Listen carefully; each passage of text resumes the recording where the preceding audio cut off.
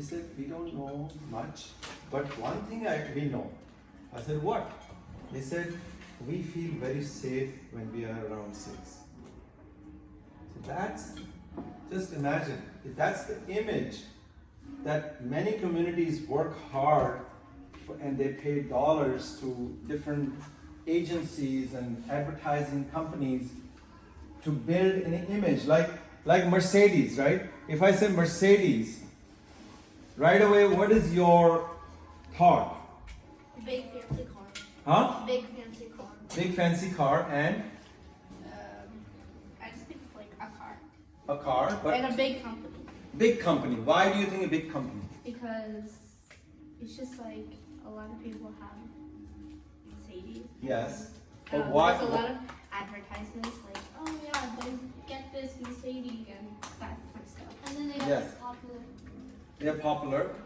It's like you just think about good deal. That's what it is. Yeah. But one of the things why people want to have Mercedes is They like build a reputation. they build a reputation that it's the most reliable car, it's the most safe car, right? Totally. And it is fancy and they give you a sense of power, right? So there is an image behind any product. Why people want to have iPhone versus some other phone? Yes? Because people say it works better. It works better because the reputation, they build it, right?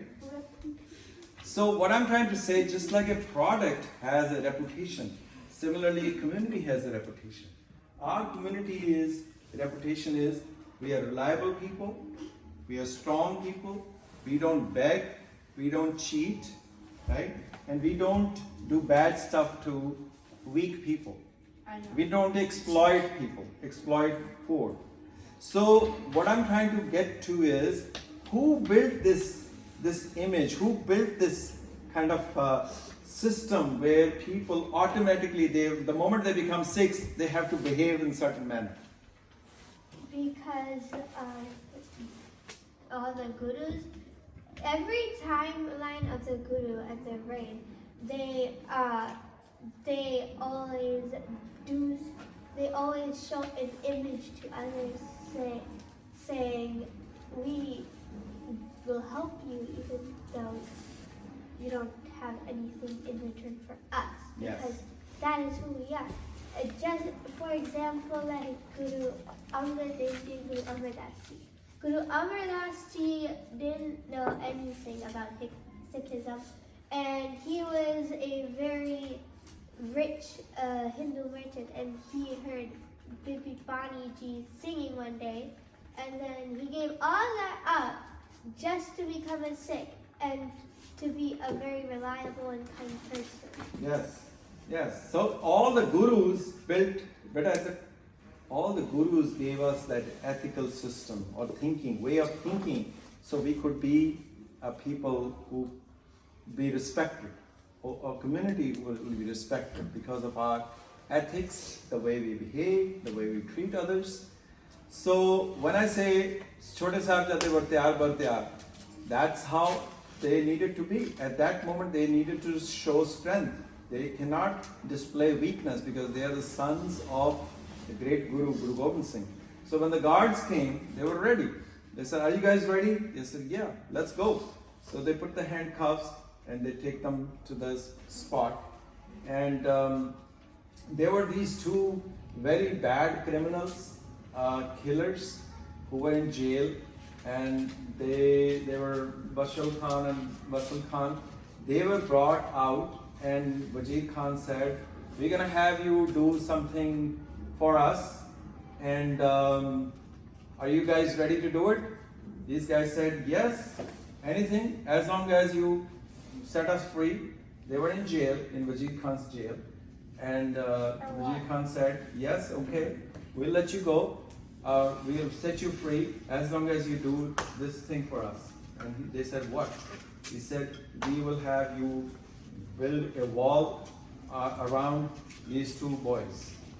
And even those two guards were surprised and shocked because they were never given a task of killing a child.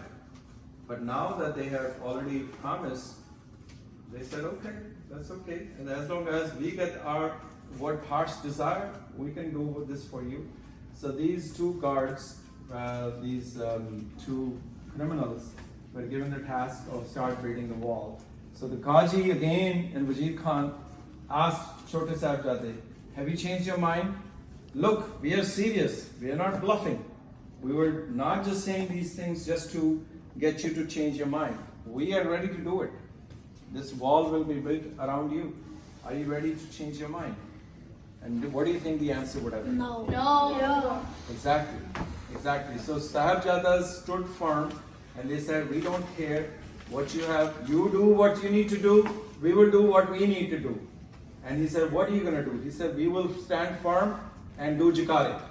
I said, we'll make sure that you don't do jikare. So they start building the wall and the Qaji did the first ritual and they started the process. So brick by brick, and Baba Joravar Singh kept on asking Baba Fateh Singh because he was concerned about his younger brother. He was only 7 years old, right? They said, are you okay? Baba Fateh Singh said, I am absolutely fine. I'm going to always be standing tall and firm like you, my brother. So they started building a wall and they kept on doing chikare. But after a while, the wall came all the way up to their neck, and Baba Fateh Singh was already covered and he could no longer hear his voice. So Baba Joravar Singh's face was also covered by brick, and finally nobody could hear. But Wazir Khan was not sure that whether these people are killed or not, whether they've died or not.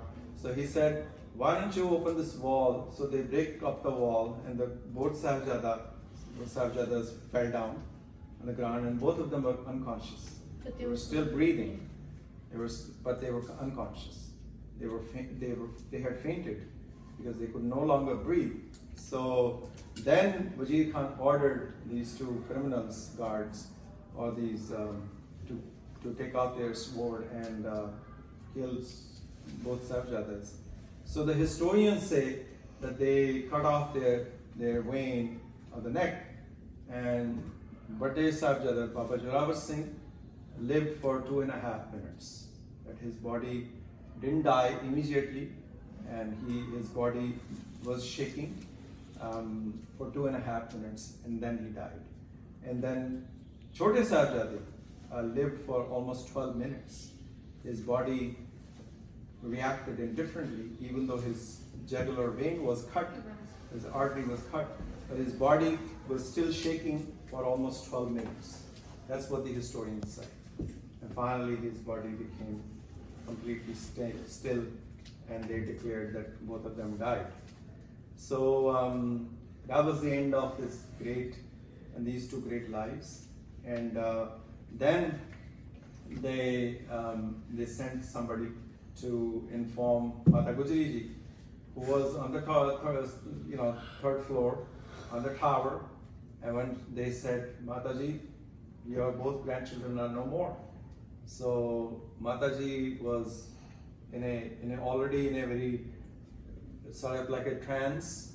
So she prayed to Vaheguru and she said, Vaheguru ji, ਤੁਹਾਡਾ ਬਹੁਤ ਬਹੁਤ ਸ਼ੁਕਰ ਹੈ ਕਿ ਇਹ ਬੱਚਿਆਂ ਨੇ ਮੇਰੀ ਲਾਜ ਰੱਖ ਲਈ, ਕੌਮ ਦੀ ਲਾਜ ਰੱਖ ਲਈ.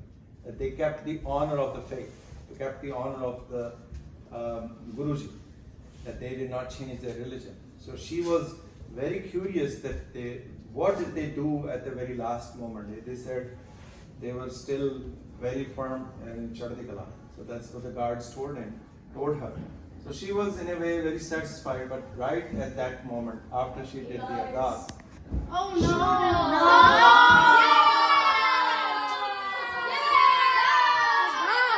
story about Chote Sahibzada Shahidi, and I've video recorded it. I can send it to you. You can listen to it.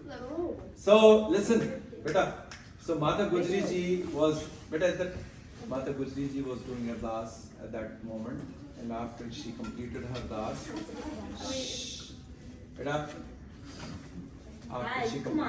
ardas, and she thanked Vaheguru for the Chote Sahibzade kept the honor, kept the respect of the faith.